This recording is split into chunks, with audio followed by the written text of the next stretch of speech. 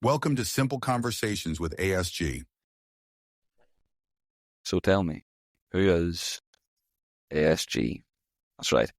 This is episode 50, which is an incredible milestone, something that I never thought I would hit whenever I first hit record with James Peters. I mean, this is a surreal moment for me, but I thought there's no better way to celebrate episode 50 than just a solo episode, something I've never done before, something that if you asked me to do a year ago, I would probably fall into a stage of panic attacks. But I mean, I listened back to episode 0, who is ASG, and I more just wanted to see how far I've came socially and with my social skills, things that have haunted me for years. But yeah, I had a guest organised for episode 50. I ended up just pushing it back. It was Jordan Stringer, which you'll have heard by now, but I felt that me sitting here having an open honest conversation about topics that audience that I've built over this years wants to know is a good celebration of the moment. Plus we've officially 1 year old, which another huge celebration, and I thought, can't celebrate both separately, I don't think, because they're both milestones I never thought I'd hit, and the best way to do it is me to sit down and have a conversation like I did with episode 0. So I have got a list of questions from people either on Instagram, Twitter, some are off Reddit, some are on emails with past guests, and a lot of them are from my newsletter on Substack. So I've just gone through them, a lot of them are kind of crossing the same lines, so I just kind of went through and put them all together, formed the most common questions, and I'm just going to fire off my answers, really. There's no editing, as usual. There never is any editing, and it's just going to be open and honest. If there's a question that I get that I don't know how to answer, I'm just going to be honest and say how I don't know how to answer, and maybe show you how I think about it. But there's no stage in here, there's no script in here, so just going to have an open and honest conversation. But I think it's probably best to start how we always do, which is what's annoying me this week. So this is being recorded on the 19th of January. So any Americans listening will know 19th of January is quite a moment because TikTok has been banned in America. I know, woke up this morning having a cup of coffee, thought I'll scroll through TikTok, see what happened. I actually wanted to see the NFL highlights from last night, but I found that my TikTok's very different today because America's not there, and it's a crazy moment. I mean, reflecting, I remember lockdown TikTok. It was, oh my God, it was just amazing. It was one of the best social media platforms ever, I think, alongside Vine. And I had an account on it where I was just posting motivational quotes. I don't know if anybody remember DVL quotes, but that was me. I think in the space of 40, 60 days, we ended up gaining a couple thousand followers. We had a few videos hit 300-400k views. I mean, had a couple of minor influences like DMing me and stuff and liking and commenting, and I mean, it was insane, which it's sad to see TikTok being banned in America, which I think means it will end up being banned in Europe. I think a huge statement like that comes with knockoff effects, which is the same as a big celebrity making a statement or endorsing a president. But yeah, I think that's going to happen. And it's a bit sad to see. I mean, TikTok definitely went in a downfall. It ended up ruining itself almost. It's a concept of you live long enough to see yourself become the villain or you die a hero, and I think TikTok ended up just outliving its lifespan because, I mean, lockdown TikTok, I remember, was incredible. I mean, people were making interactive game shows because they couldn't go and meet up with each other and record, which is insane. There was content groups that were so funny to watch. They were all getting fake drama, which is, I mean, when you didn't have any new movies or TV shows coming out, that was just pinnacle of entertainment for me. Plus, I think TikTok at the beginning had the greatest algorithm of all social media apps. I mean, it was literally, you posted a video and I started to catch a little bit of heat with some likes and comments and shares. It was just being pushed to every country in the world. It was putting a global For You page, which, I mean, you can see the people who came off TikTok, ultra famous, people like Charlie D'Amelio, Addison Rae, Bryce Hall, Taylor Holder. They were pushed on a global level, which I think it is the most level playing field we'll ever see. And I don't think we'll ever see it again because you can see the issues that have came with TikTok. Obviously, with that great concept and idea, there's a lot of downfall. So, yeah. What's annoying me this week is TikTok banning outroll because, yeah, I mean, while there is a lot of things wrong with TikTok, there's a lot of people on TikTok which I don't like. At a point in lockdown, I think TikTok was unbelievable. And I mean, I thought about this funny enough last night when I was reading through the court documents of the Supreme Court and TikTok. But I wonder what lockdown would have looked like globally if TikTok didn't exist. Because Instagram Live was good, and Instagram in general was good, especially comedians. And I don't know if anyone from England was watching, but remember Swarms' Instagram Lives, which were just fucking hilarious because he is so unhinged, and he still is. But yeah, TikTok creating almost like social media TV shows and movies and reality shows was, I mean, it was one of the best times in social media for me. So yeah, I mean, may as well get into some questions now. As I said, I have just a list of questions wrote that have been taken from all the platforms, all the people that have DM'd me. Big shout out to all of you. Thank you very much. And just sat here, cup of coffee, Sunday morning. Just going to say my thoughts on what there is.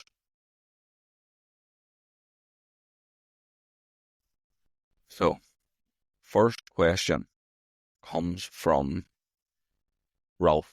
Says, how do you deal with hate comments? So, I am a little bit of a different perspective on this. I think it's because I've seen social media from a young age, and now I've started creating on it at an older age.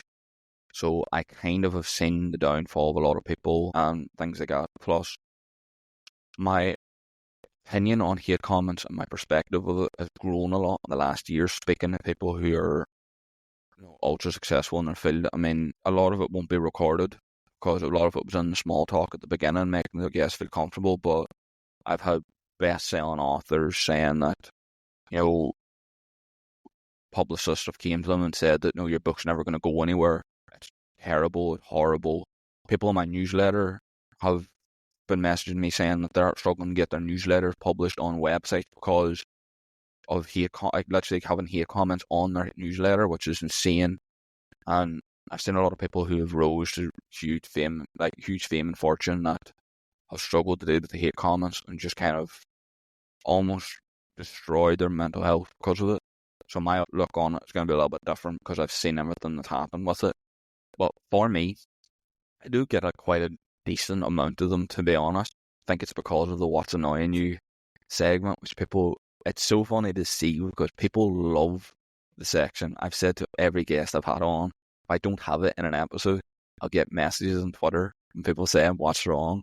As you had a good week, things like that. So it's funny to see, but the other side is people hate the segment because we're talking open and honestly. It's the reason I have it. It's the best way for me to move into an honest conversation than having an honest question. What's annoying you this week? And I mean, people have talked about things that are going on in the world at the moment, things like that, and they've said their own opinions and stuff, but there are a lot of people that would just say what's annoying them, what's on their mind. So, yeah, anyway, on topic with hate comments. Anyone who follows me on X, Twitter, whatever it's called, will see how I deal with hate comments. I put together threads of my reactions to some of the best ones. I mean, my Twitter banner is a literal hate comment, which is from Mike Rope, which is Armchair Psychologist, which anybody listening that's a fan of the podcast for a while, that is your new fan name, just so you're aware.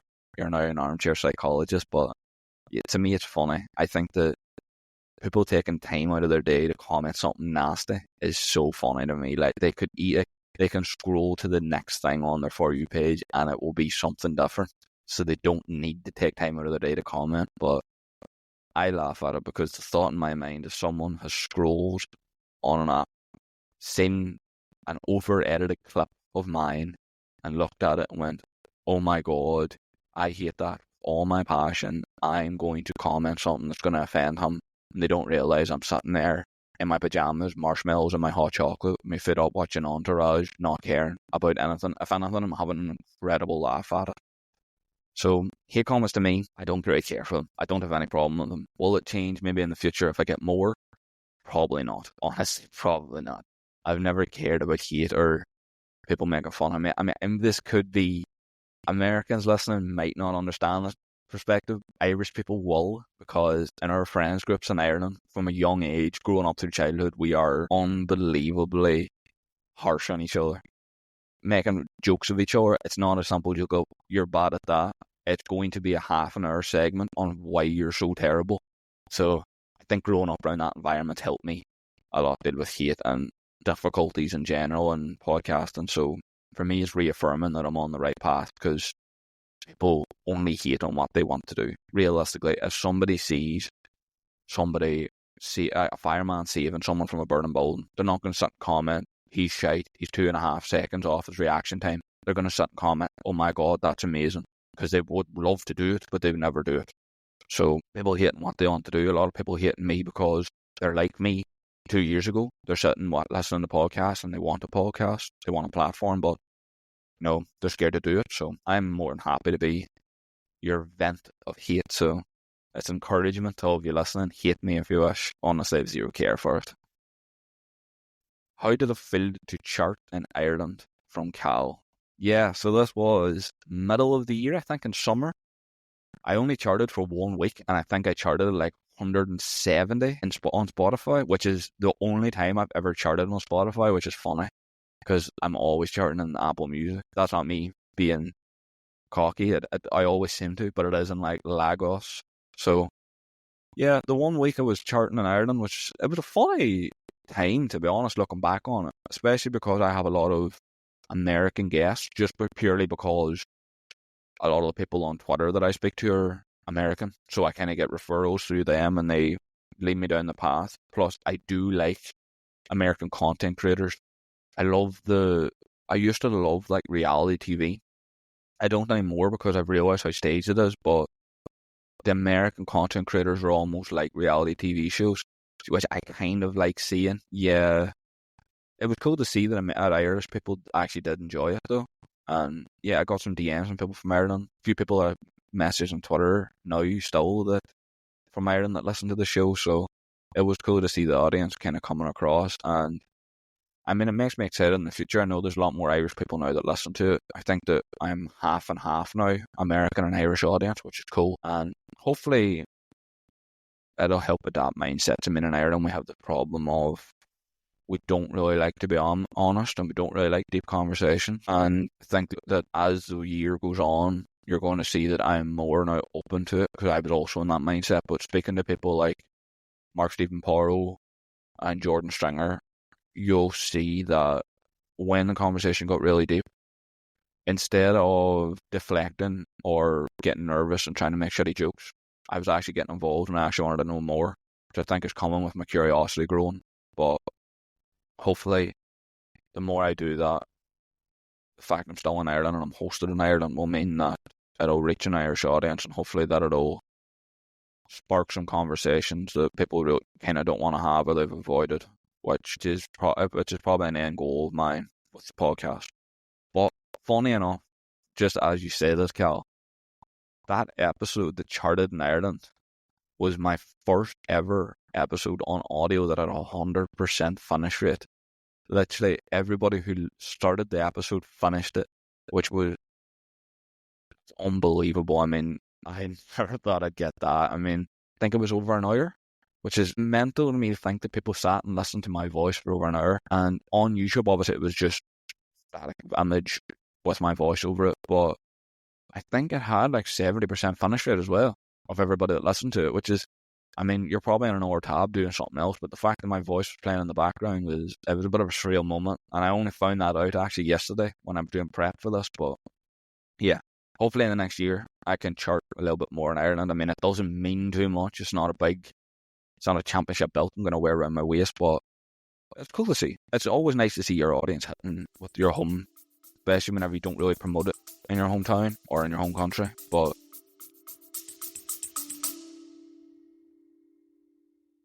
if you are enjoying this episode, follow and rate the show. yeah, there we go.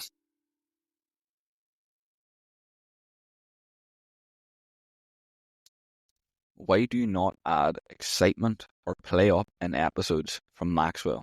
So I get the comment quite a lot, and it's usually from guests, which is counterproductive. They basically call me boring, which I'm happy enough to be the boring guy. But in honesty, it's not my personality. I'm not an excitable person, you know. I don't know. I'm a bit of a boring person, you know.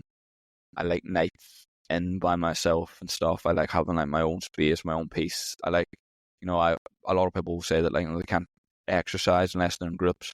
I honestly hate going to the gym in groups, or I haven't ever been to a run club purely because I don't think I'm going to like it. But I love going on like long runs by myself, just earphones on, listening to something, learning something.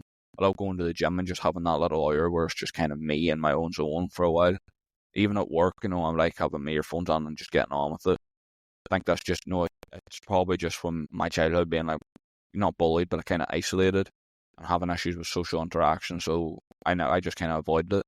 But yeah, it's just how I feel more comfortable. So I would never script excitement or play up in episodes. I mean, you can see some episodes I'm more excited or I'm more into it. Maybe it's just topics that I know more about where I don't have to like put learning at the forefront of my brain and kind of just enjoy it more.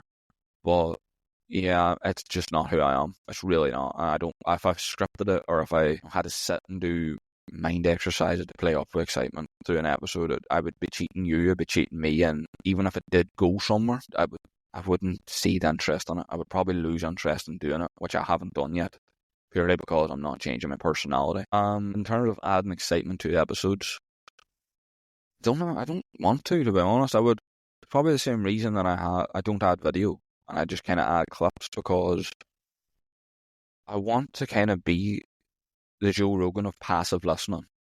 I want people to listen on their commutes to work, from work, when they're having a little bit of a hard day and they just want a little bit of time to just de-stress and learn something maybe. People who are bored and they need something to do but they want to feel productive. People who are out and walks, out and runs.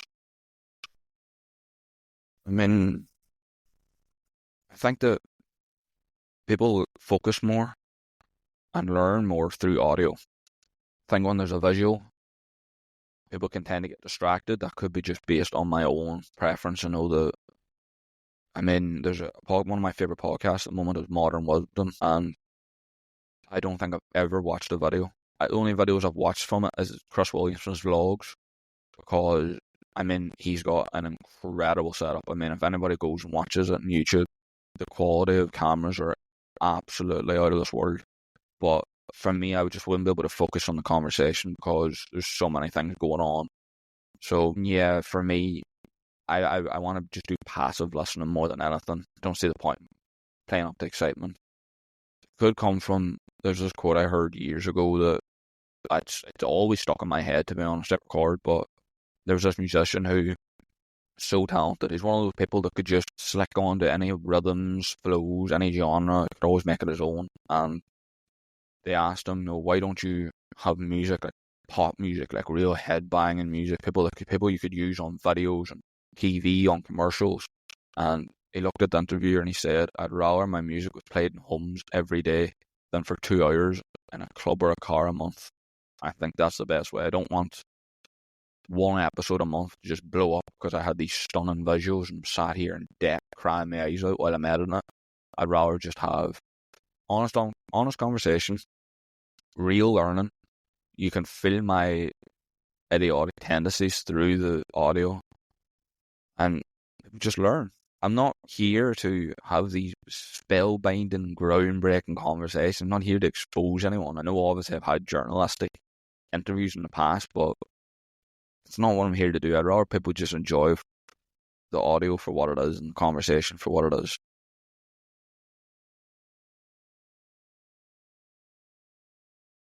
What books are you reading at the moment? From Stephen. If anyone's been here from the start, you'll know in episode 2 with Kai Carrara, we both talked about how reading isn't really a preference. I really like audiobooks. For me, I struggle to retain all the knowledge when I'm reading. It's probably why anytime I'm learning about new theories or I'm reading new articles about things that interest me, I always write them down in my own words. I do the same with guests. Every guest I've on, they've got a bio online. It's on Google, it's on LinkedIn, it's on Twitter, it's on their website. But I always write it in my own words. I feel like maybe it's just how I used to study. I used to always write the question out 100 times to study, but yeah, it's just my best way of retaining knowledge. And I think, like I said earlier, people focus on learning through audio more than visual. So I prefer audiobooks because I think that knowledge sticks. Not only does it stick, I feel like in a few months and years it comes back to me again, and I can kind of apply it to different habits without knowing. But in terms of books I've read, my favourite book, which I've preached on about for so long, anyone who's followed me on Twitter will know, Infinite Possibilities.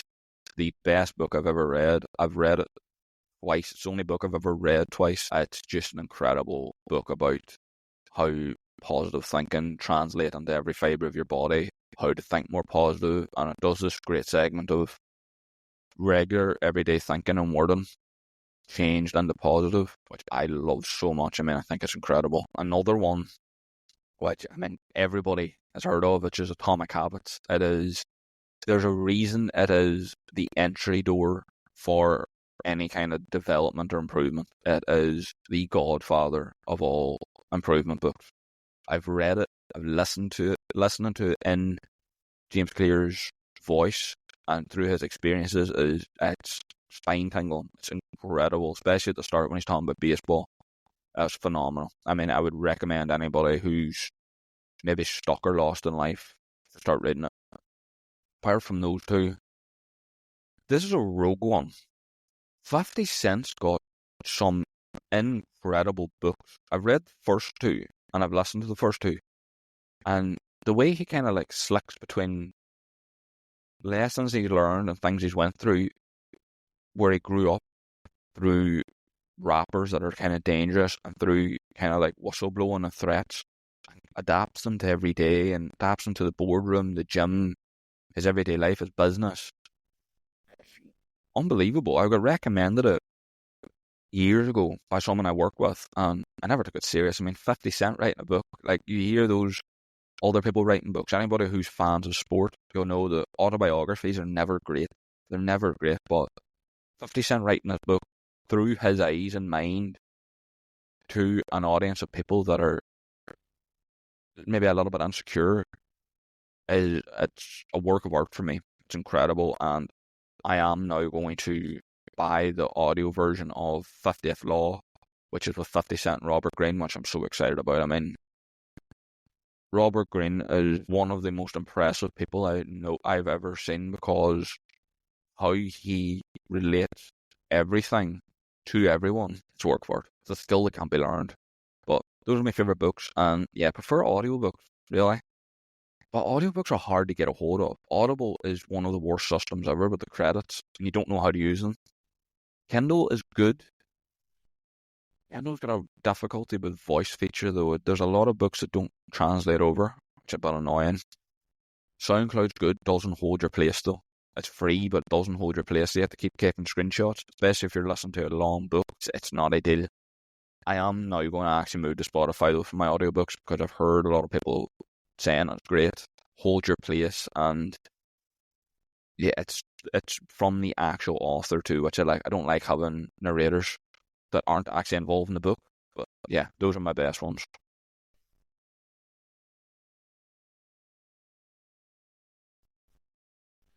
Do you have any advice for building routines by Adam? So, this might be a controversial take. I don't really like routines, so I'll explain it. Routines in the short term, phenomenal. One of the greatest improvement segments ever.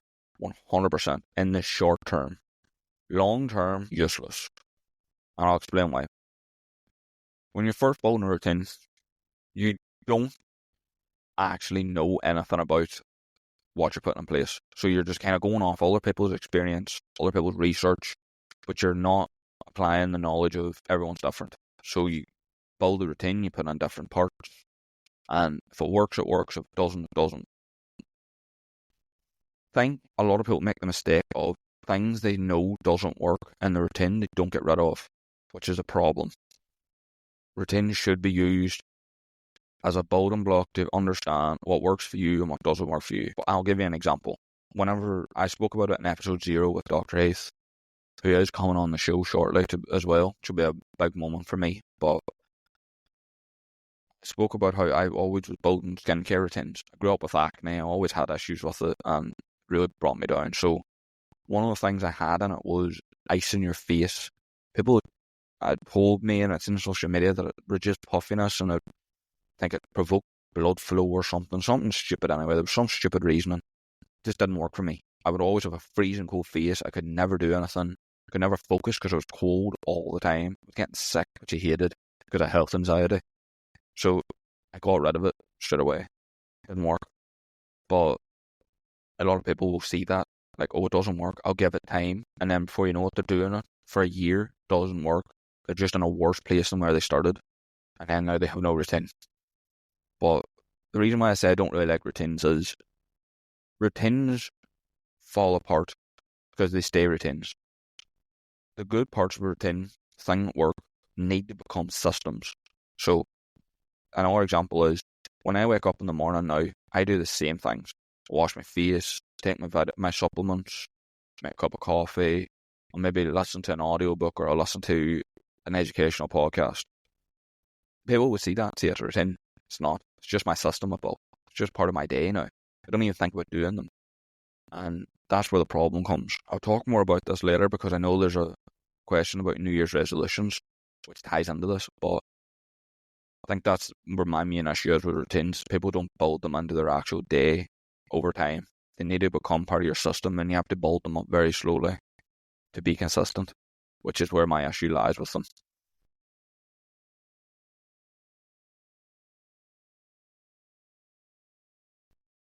Nothing positive or insightful here. What do you think of Diddy and Jay-Z stuff from Christian? Funny your name's Christian, talking about these evil people, but it's a weird one.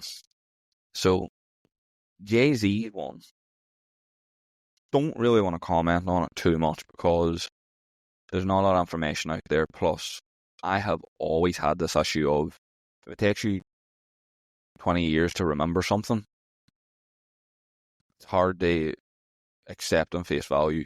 Obviously, I understand there are reasons why people don't speak about things for a long time. There's a lot of documentaries that are 50, 60 years old that only come to light now because they've been silenced. There's threats, there's fear. Do you understand? But Jay-Z one I won't really comment on just because there's not a lot on about it yet, and there's a lot of conspiracies. I've talked about a few, but yeah, it's a weird one. Diddy's one, on the other hand, is very unsettling and terrifying, to be honest. I mean, yeah, I watched a movie sometime, like a couple of months ago, that was called Blink Twice. Channing Tatum's the star on it, and it's about this CEO who's famous, ultra successful, who meets these people at the events. They're like normal people, or some of them are like, D-list celebrities. They're kind of growing, not really though, and invites them to a vacation on his island. And I mean, they're all having great fun. They're all drinking every night. They're having parties, but they're all having issues with remembering stuff.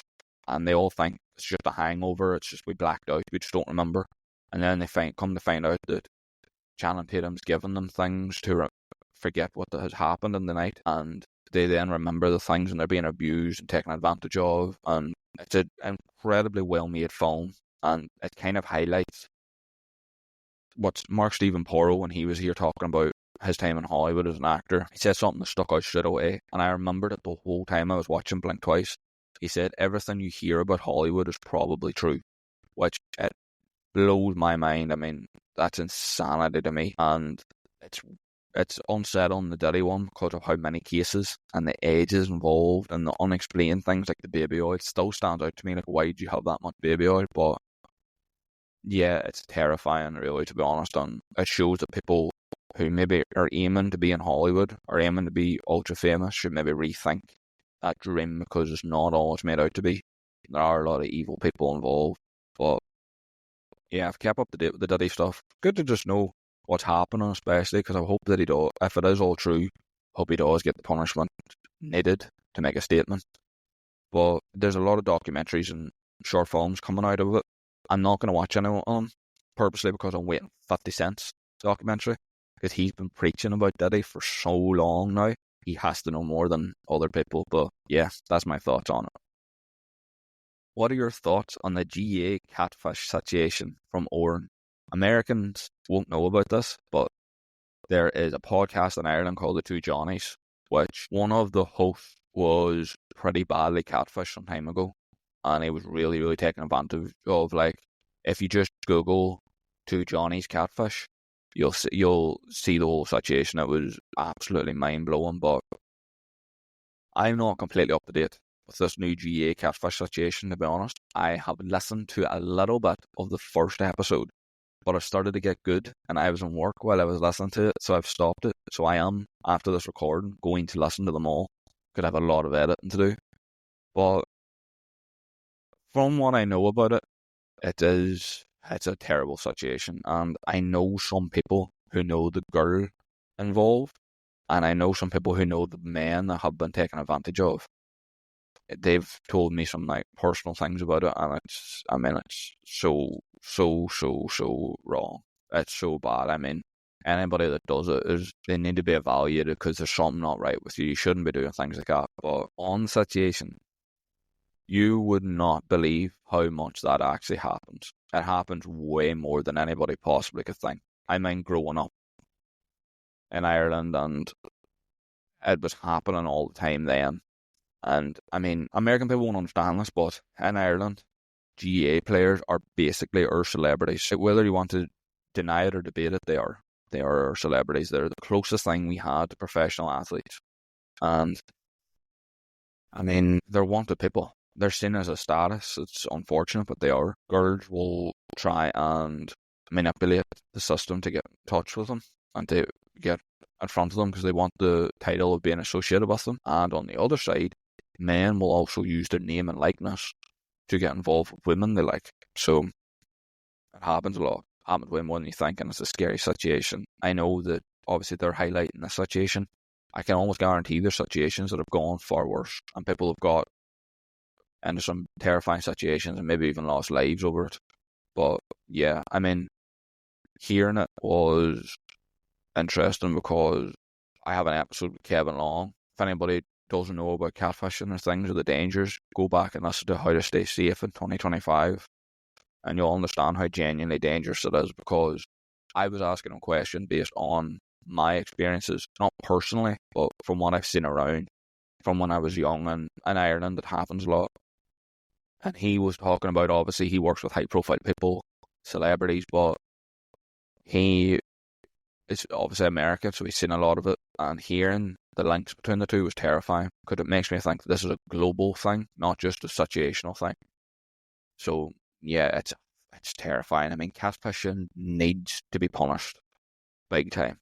I think we're coming into an era where social media crimes in any way are going to be punished severely. They're going to be almost federal.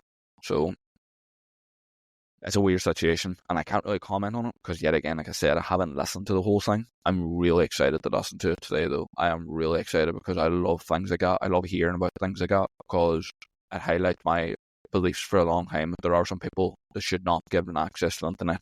No way situation.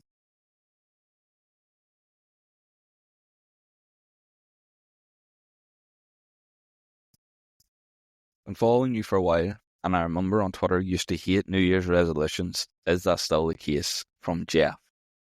Thank you for following me for a while, Jeff, but yes, it is still the case. So, like with routines, it's situational. I like the idea of a New Year's resolution. New year, new me, all that bullshit. I like the idea of it.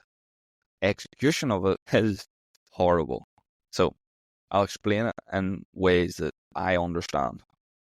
People aim way too high in such a short space of time. So people's New Year's resolution commonly is to start the gym, and they come out the gates flying. I'm going to go 5 days a week, I'm going to go 7 days a week, I'm going to get treatment, I'm going to get recovery, I'm going to do cardio. It's not maintainable.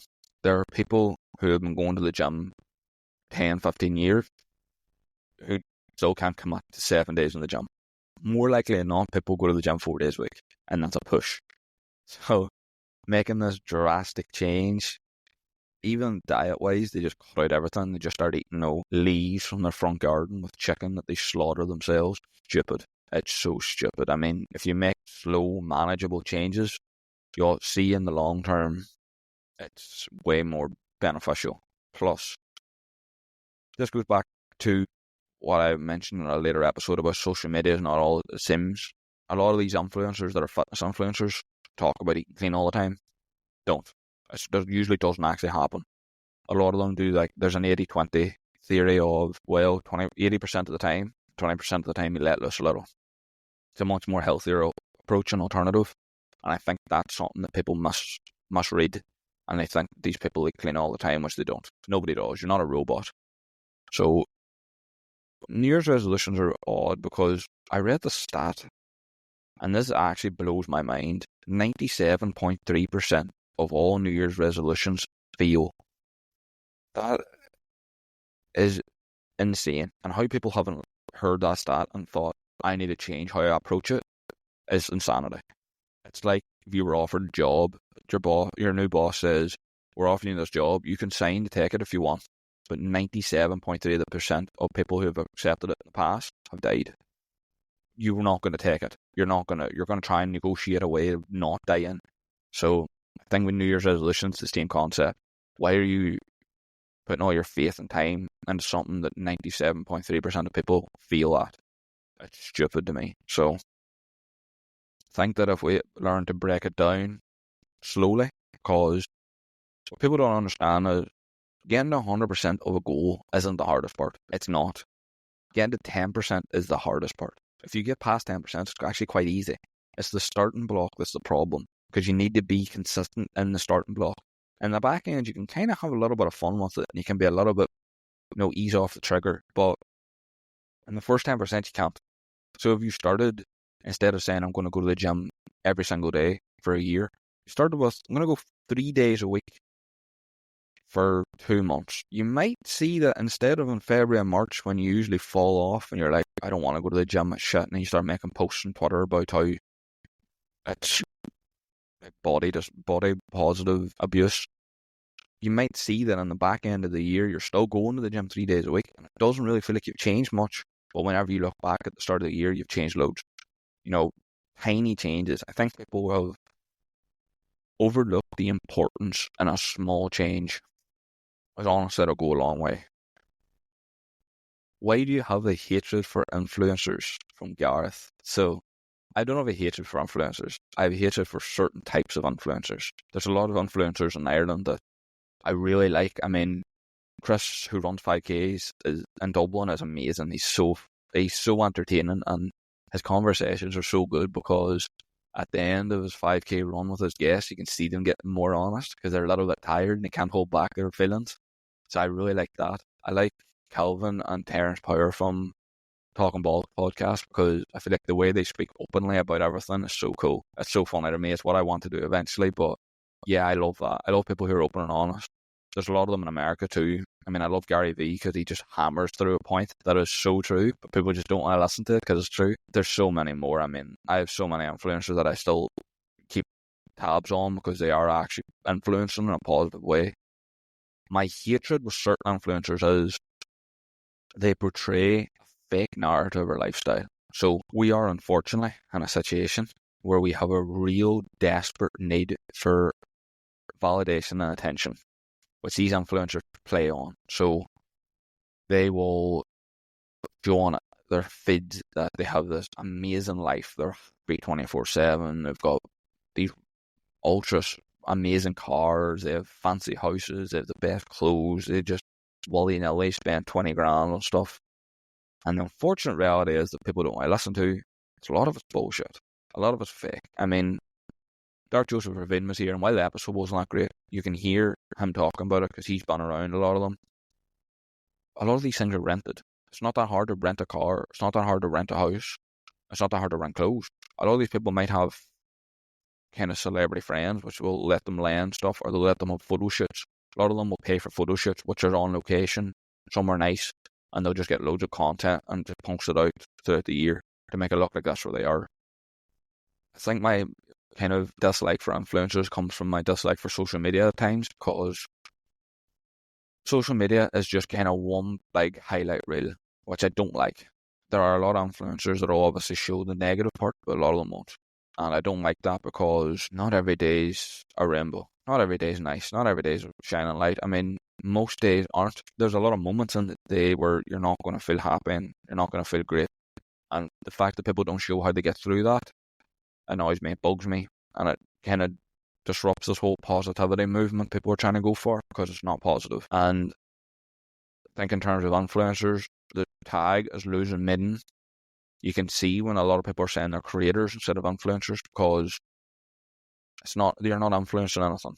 You might influence political things, or you might influence who buys your fancy new t-shirt, but not influencing anything positive, because you're not showing how you do in dark days. I mean, I'm not going to sit here and act like I'm some kind of saint. A lot of times I'm having down days, I just won't log into social media, but I've made a habit of talking about things that are unsettling, talking about things I don't like. I mean, there's a few episodes I've had that I didn't like, and if anyone follows me on Twitter, it's kind of where I just kind of be honest and I pour my heart out, and whatever's on my mind I'll talk about. And I've spoken openly about episodes that I didn't like, and I've apologised for episodes that I didn't do enough research on, or I didn't take the situation serious, and I think more influencers need to start doing that.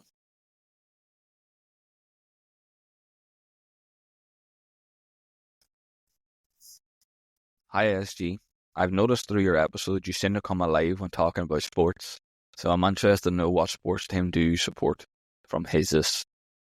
So yeah, I've always grew up around sports. Sports kind of my baseline knowledge. So yeah, I will kind of come alive, not really come alive, but I'm more interested and more knowledgeable on it because I've seen it for longer.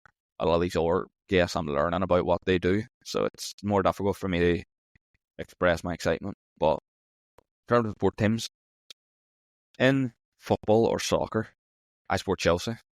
Always have. I don't know. I think it's because I love Frank Lampard and Didier Drogba. But yeah, that's my football team. Was over the years has been difficult, but it's starting to get better, which is good.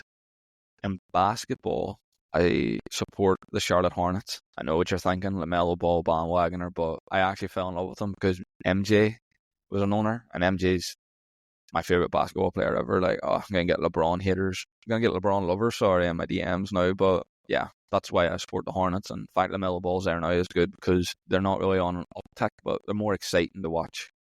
In NFL, I've always liked the Rams. Don't know why, really, to be honest. Don't have a reason or anything. I've always liked the Rams, so I've always supported the Rams. I get tabs on them, which is good because they've won a Super Bowl in my lifetime, which is good. But yeah, I've always liked the Rams. But it's kind of, the NFL is kind of weird because in the UK, it's hard to watch. It's hard to get tabs on, so I will support the Rams, but they're not always like my favourites to win the Super Bowl. Like this year, I'm recording this after Washington beat the Lions, and Lions were my pick for the Super Bowl, which is annoying because it seems like Kansas City Chiefs going to win it again. But yeah, I watch golf passively, not a big fan of it, so I don't really have a favourite.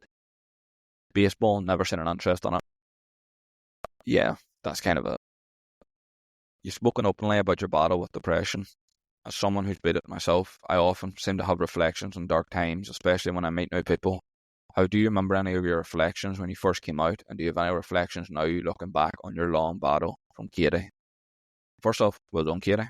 You've done something that less than 1% of the population does, which is beat mental health issues. So very well done, you should be very proud. Reflections on the dark time. Yes, I have them. They're not really too insightful, though. A lot of them are just thinking back on things that really bugged me and realising that I was kind of getting bugged over an invisible wall. Like, I used to have obviously I mentioned before that I had social issues when I was a kid. I used to have a lot of panic attacks when I used to come back from school, or somebody tried to call me. I used to like almost hyperventilate looking at the phone. But in terms of reflections in that regard, I always had this kind of fear that people were always looking at me and judging me. I don't know, maybe if I had some kind of acute bullying in the past and I've never taken notice of, or I've never thought about. Might have been there, I don't know, I'm kind of oblivious to it, but I always thought that people were judging me, when in reality, looking back, everyone who you think is looking at you, judging you, 9 times out of 10 is judging themselves, which is kind of funny because I thought about this yesterday. I went for a run through the city, and there were some people that were dressed up going out, and they were kind of like looking at me, and in my head for a split second I thought, why are they looking at me? And whenever I got home and I thought about it, they were looking at me because they probably wanted to exercise, but they were going out instead. this could just be my own narcissism coming through, but that's typically what a lot of the judgment that we think is happening is. A lot of time is people just reflecting what they want to do because, yeah, it's not everybody's secure in themselves, which is something I've learned to understand, but that's a big reflection I have. Another big reflection is that this is for anyone who's introverted. Conversation isn't actually as difficult as we make it out to be in our heads. I'm still terrible at small talk. A lot of people now actually compliment me in my small talk because I just ask questions. And that comes from kind of psychology trick I've learned over doing the podcast. People really want to talk about themselves, So if you can just put them in a position where they can relate to some things that you do, but also just ask them about what they do in life, they'll really get into it. I'll give you a good tip of it. I learned this from Andrew Schultz. He spoke about how an opening conversation can be scary, but there's actually an easy way into it. So if you meet someone for the first time and you go, oh, hey, what do you do? And say they go and they say, I'm an accountant. A lot of people go, oh, nice. How'd you get into that? It's actually not a great way of entry. A good way of entry is, what's that like? I heard, it can be difficult at times, especially around tax season. You'll find that people will just go off on a ramble, and then they'll just perceive you as a great talker, which in turn you can then learn to be. But that was a big thing I reflected on. I've had a lot of reflections. I have this book at my parents' house that I wrote down my thoughts that during my battles with depression, and then I wrote quotes afterwards that reflected my thoughts during those times, and I can't remember them all off the top of my head. I would need to go back and get it, but there is one that is always stuck in my head that I used to always have this issue of I used to think the world was moving on without me, and I was moving backwards instead of moving forwards. And the reflection I wrote on, which I wrote down here because I knew this question was coming, but this is what I wrote as the quote reflecting back on that issue. Everyone hits a point where they realise life isn't going to last forever. They decide to go one of two roads. First is an endless pit of anger because they feel they've wasted their lives. The second leads to endless possibilities because you realise that life is whatever you make it. The ones who choose the second road slay the demon. The other claims the world is at fault for making them this way. You choose. I think is nailed perfectly the issues I was going through. And I'll let you sit with that and not say any more on.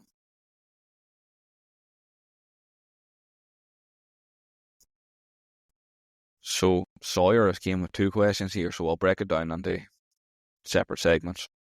Who's your favourite guest you've ever had on the podcast? So, I have different reasons for this. I love hearing stories, especially from good storytellers. I love hearing stories. I also love hearing about how people think. I don't know what it is. I talked about it in the Dustin Gakowski episode. I love humanising heroes. I love hearing about why people do the things they do and why they think like they think. So, my favourite guests will be a combination of these 4. Larry Ray Harden, Kai Carrar, Jordan Stringer, and David Wilcox. So, Larry Ray Harden, because Larry Ray Harden, for anyone that's new, is a former DA agent who basically sat with me and told me stories based on the questions I was asking him. So, I asked him about was ever fearing for his life as a DA agent, talk about his experiences with corruption, his experiences with dirty cops, things like that, and he told me some unbelievable stories. I mean, he told me a story, this was at the start of last year, which has come to light now, which is people with huge status using children as almost a currency, which we're seeing now with the Diddy thing, which I spoke about. And he told me some stories about working as an undercover cop and as a DEA agent, and that story it went viral on Reddit for me, which is the story of how he was on a standoff with a Mexican cartel, and the supposed leader of the cartel was an undercover cop, and they had a standoff in the middle of a desert, which is such a good story. I mean, go back and listen to that episode. It was amazing. Kai Carrar episode is a different reason why I love it. Kai Carrar, when he came, was fresh off retirement from MMA, and he had officially just beat his addictions to drugs and alcohol. And he was, at the time, talking about his addiction to nicotine, which I think, from what I've seen on Instagram, he's beat.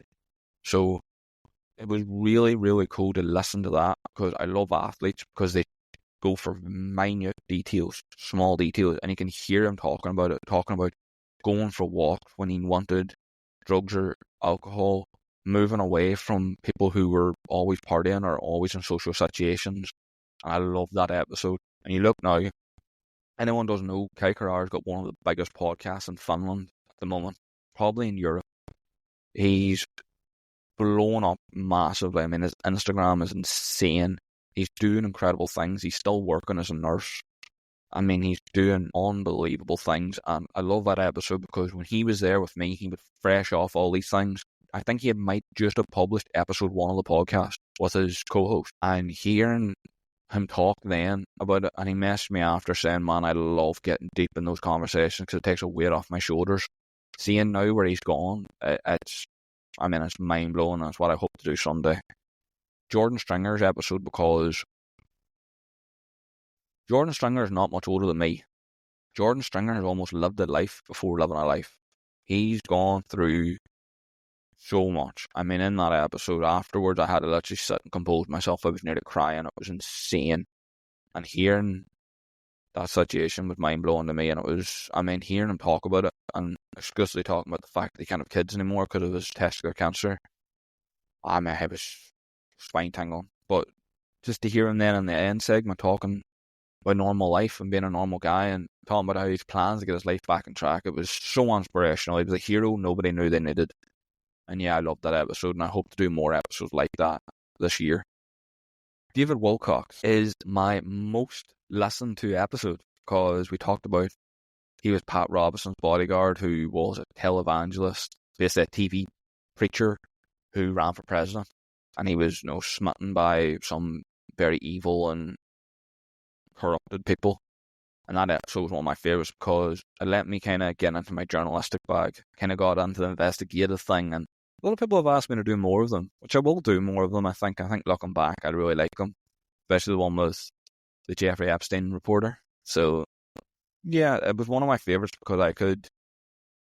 David beforehand told me that any questions I had, interrupt him. Even when he's telling a story, interrupt him, because he wanted to put out as much information as possible. It was in hype of his new release of the book about the guy that was involved with corruption. And, he let me just kind of vomit all my thoughts onto the podcast episode, and yeah, it was one of my favourites. I loved it. The second part of Sawyer's question is, what guest do you dream of having on the show? So, I have a few different reasons again. I would love to have John Jones on the show. Obviously, everyone's going to want John Jones on the show. But the thing that fascinates me about John Jones is, everybody thinks he's the GOAT of combat sports, which I'm not arguing with. I think he's probably in that conversation.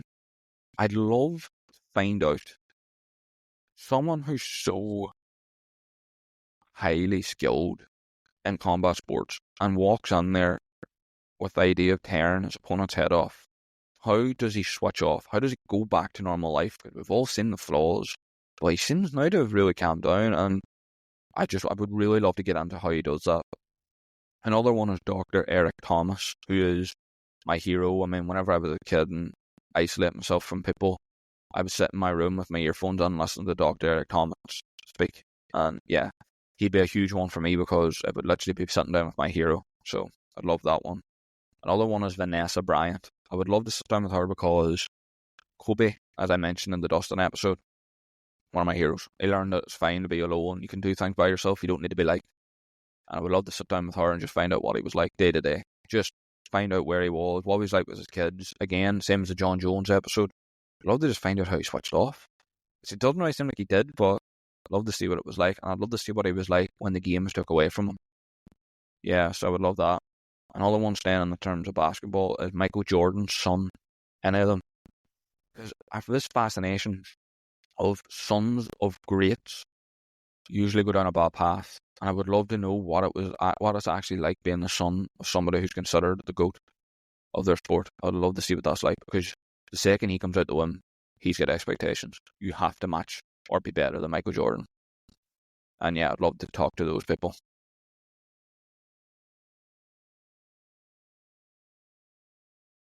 where did the concept of rewarding small wins come from? From Marlowe. See, we have a newsletter fan. So at the back end of last year, I wrote a reflection on 2024, and one of them was I've got this new habit of rewarding small wins. So I'll take you through how I do it, and then I'll talk about where I got it from. So I am someone that struggles to set and chase goals. I think it's because I don't hold myself accountable. But in the last year, I wrote them down, and every month I would write my progression towards them and how I felt working towards them that month. And it helped me stay consistent. But I noticed in the first 2 months of the year, I wasn't making any progress. But in March, I listened to an Imran Ghazi video where he spoke about he would buy a certain flavour of tea to reward his progress at the end of the year. So I used that system, and I'm a huge fan of coffee. So I bought these like Starbucks latte sachets, and I thought every time I make progress towards a goal, like I record an episode of the podcast, or I get a new message from a new listener, or I save up a little bit of money in the bank, or I had a new PB, I'm going to have a cup of coffee with this sachet in it. And it was kind of like patting the back, like a reward for doing something good, and it keeps you kind of ticking into the fact that I am going in the right direction, because that's the problem I had with goals. Was a lot of my goals, you couldn't see the progress. It's not saying there was none, it's saying that the progress is kind of invisible. You don't really know where it is, but this kind of helped me do it. And as I got now to the start of the new year and I look back, I absolutely obliterated most of my goals, and I think this was why. And the reason it came up is I thought about whenever I was a kid and I had a dog. If the dog done something good or it learned a new trick, I'd give it a treat. I thought in my head, why was that concept just lost on animals? Why did we not do it ourselves on humans? Because you should be rewarded for doing something good. Especially in today's age, you don't really get any reward for doing good things. I mean, you can get a little bit of a pat in the back and get some money, get some views on social media, but it's not a reward. So having that goal set of every time I do something good or I make progress, I'm going to have a drink of this coffee, was a pat in the back and a reaffirming that I'm doing the right thing. I will say for the record, coffee isn't very nice, but I don't know. I think and maybe it was playing in the psychology of it then, of every time I drank this coffee that's a little bit revolting. It's like, you've done good to get here. So, yeah, it worked for me. I think the concept's good, but if you want to go to my newsletter on Substack, I'll have it in the description of this episode. You can read more into it. I go more into where I thought, like my thoughts and how I built the system. You seem more honest than self-help gurus. So do you believe alcohol is dangerous as perceived online from Tom? I'm not a self-help guru. I hope never to be. But so alcohol, it's a weird opinion on it. Online, not from me. I have quite a strong opinion on it. But so I think binge drinking every weekend is dangerous and pointless. I feel like you're using it to cover up or run away from something you're never going to outrun. So I think that people, instead of facing a problem, will turn to alcohol because it numbs it for a certain period of time. The problem is the next day you wake up with the problem times 100. And I think the binge drinking every week is pointless. And I'm not going to sit here and act like I'm some kind of prophet. In my teenage years and in my early 20s, I was a fucking huge partier. I drinking everything and taking everything under the sun. So I'm not going to sit here like some kind of poet. I had that problem too, but I've realised since stopping it and cutting it out, I faced a lot more of my problems and I solved a lot more of them. In terms of having the occasional switch off, I don't think there's anything wrong with that. Going through periods of celebrations, going out for drinks, or just going out for drinks with your partner or your friends every now and again, don't think it's a problem. I honestly don't. I think it's actually beneficial having that little switch off, because we get in our own heads about how, especially whenever you're starting something new, progress is very slow. Progress, like I said, is invisible. Having that built up stress and the anxiety of it of not maybe getting to where you wanted to be as quick. I think having the switch off of just going out and having a few drinks or having a party, letting loose, I think it's perfect. I think there's no problem with it at all. I think you can then come back and recharge. I think it's incredible for people who struggle with social situations. It is difficult, obviously, to force yourself into it, but I think I've realised as my social skills have started to grow over the last year, I'm way better in social situations when I'm when I'm out and up to, maybe going out and having a conversation with someone that you don't really know, or having that conversation that you don't want to have because people are more open when they're drunk. It's a good idea. I think it's a good idea. But the only thing I have with the occasional switch off is, this is the hard part, and Rob Gronkowski had it perfectly. There's nothing wrong with going out and having a party and having a drink, letting loose. The problem is not going back to your system and your habit the next day, kind of throwing out the window and having a day off, basically, because you kind of lose a day. So what I would say is, if you are going to go out and you're going to have a drink, you're going to go out and have a couple of drinks, you're going to go to a wedding or things like that, there's no problem. The next day, though, you need to be mindful that you need to get back on the horse straight away. You need to get back to business straight away. And if you have things to do, you have to go and do them. A good way of doing this is to go for a workout, a short workout, intense, and then a sauna or a steam room. This will work for me. But yeah, in terms of alcohol, it is dangerous. Obviously, there's a lot of dangers. But I think it's more how people consume it than what's in it. You mentioned at the start of the podcast that you struggled socially all your life. Have you found you've improved socially, or are you still working on it? From Christoph. So, yeah, this was the reason I started the podcast. I struggle with social situations, and I hit the age of 25, and I realised I'm either going to go down the road of, I'm going to be 50, sitting on the porch of my house with my family, not wanting to speak to anyone, because I stunted my development at a young age, and I never grew socially. And that scared me. And I thought the best way for me to do it is, I'm an avid fan of podcasts. So if I get on to a call with someone where I'm forced to host and control the conversation, and I record it, put it online, so I have to take accountability of it, I will improve. Which, in hindsight, was a stupid idea. Now might be the best decision I ever made. Because, like I mentioned in the last question, socially, I feel myself getting so much better. I'm struggling with small talk, obviously, because I didn't learn it growing up. I stunted the development of it, but I'm getting better at it, and I've noticed that I'm not as scared anymore to talk to people at work, through sport, at the shop. I'm not that scared anymore. And if anyone listened to the Stephen Brown episode, he's a muse that was talking about human behaviours. I spoke about how I have this issue where I itch my arm quite harshly whenever I'm talking to someone, and I had it for a long time in the podcast, and it was struggling me to hit record because I knew that I was going to scratch my arms a lot and I was going to hurt. But recently I started putting my camera on when I'm speaking to my guest. Obviously it doesn't get recorded, but having it on makes me realise I can't just sit here and itch profusely, because it's going to look bad on me, it's going to look bad on the guest. So taking the accountability and finding a solution for it helped. And socially, I think I've got a lot better. I think I'm a lot better talking. I mean, I'm sitting here talking to myself, which I never thought I'd ever do, but I actually was excited to do it. Have I developed enough socially? Absolutely not. I'm still a terrible talker. I'm still going to keep quiet because I just don't know how to do things like that, but it worked. In hindsight, I never thought it would, but it did.